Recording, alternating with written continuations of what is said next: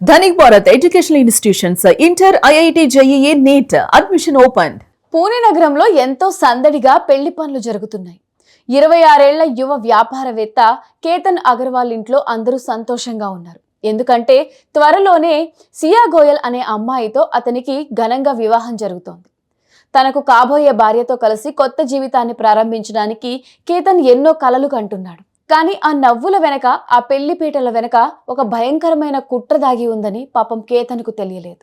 సియా గోయల్కు అప్పటికే చేతన్ చౌదరి అనే యువకుడితో రహస్య ప్రేమ వ్యవహారం ఉంది. పెద్దల ఒత్తిడి మేరకు కేతన్తో నిశ్చితార్థం అయితే చేసుకుంది, కానీ మనసంతా ప్రియుడి దగ్గరే ఉంది.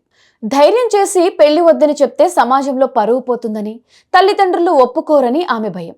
అందుకే ఎంగేజ్మెంట్ క్యాన్సిల్ చేసుకోకుండా ఏకంగా తన దారికి అడ్డంగా ఉన్న కేతన్ను శాశ్వతంగా తొలగించాలని ఓ క్రూరమైన నిర్ణయం కూడా తీసుకుంది.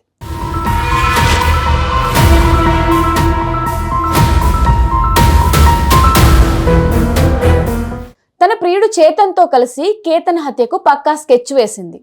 వారి ప్లాన్ ఒక్క రోజులో పుట్టింది కాదు. కేతన్ను చంపడానికి వారు ఒకసారి కాదు, ఏకంగా 3 సార్లు ప్రయత్నించి విఫలమయ్యారు.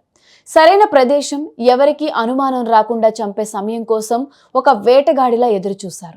చివరకు జూన్ 18వ తేదీ రానే వచ్చింది. ట్రెక్కింగ్ పేరుతో కేతన్ను నమ్మించి లోహాగఢ్ ఫోర్ట్కు తీసుకెళ్లారు. తనకు కాబోయే భార్యతో సంతోషంగా ట్రెక్కింగ్కు వెళ్తున్నానని కేతన్ మురిసిపోయాడు.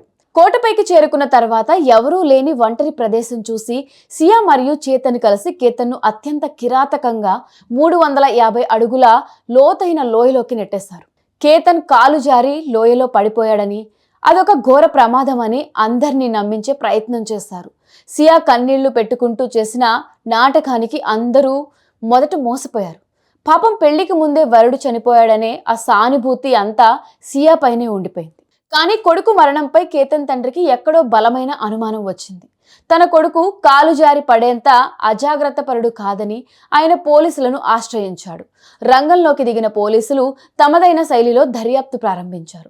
సియా చేతన్ల call data, WhatsApp data, location history మొత్తం బయటకు తీశారు.